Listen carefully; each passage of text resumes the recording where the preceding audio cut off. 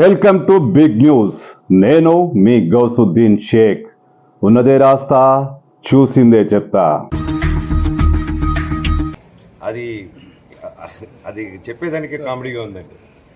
విష్ణు విష్ణు విష్ణు ఆ జనరేటర్లో చక్కెర ఎందుకు పోసావంటే ఏమో నాకేం తెలుసు, ఎవరో చెప్పారు, వాట్సాప్లో చదివాను.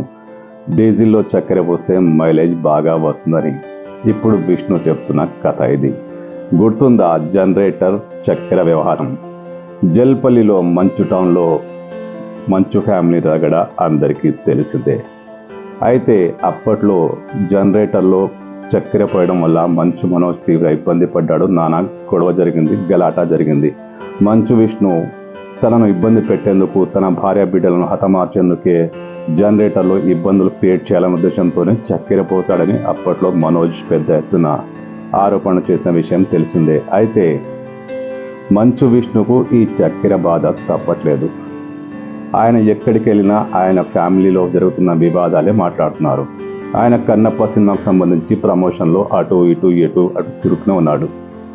అయితే ఎక్కడో ఒక చోట ఫ్యామిలీ వివాదాలు ఆయన ముందుకు వస్తున్నాయి. తాజాగా ఒక అభిమాని అన్నా నువ్వు అంతా బాగానే ఉంది కానీ ఆ జనరేటర్లో చక్కెర ఎందుకు పోసావు అంటూ అడిగాడు. అంతే, ఏం చెప్పాలో ఆయనకు అర్థం కాలేదు. వాట్సాప్లో చదివాను, చక్కెర పోస్తే మైలేజ్ బాగా వస్తుందని. ఇది ఆయన సమాధానం. అంటే కామెడీగా చెప్పినా, వ్యంగ్యంగా చెప్పినా, ఏ రకంగా చెప్పినా ఆ జనరేటర్లో మంచు విష్ణు చక్కెర పోసాడని ఆయన కామెంట్ ద్వారా దాదాపు క్లారిటీ వచ్చేసింది.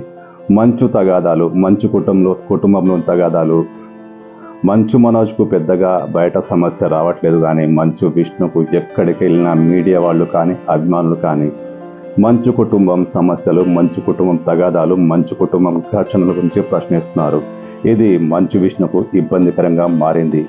ఈ సమస్యల నుంచి తప్పించుకునేందుకే కాస్త కామెడీగా ఆయన చక్కెరపై అలాంటి కామెంట్ చేశారనుకోవచ్చు. అది చెప్పేదానికి కామెడీగా ఉందండి.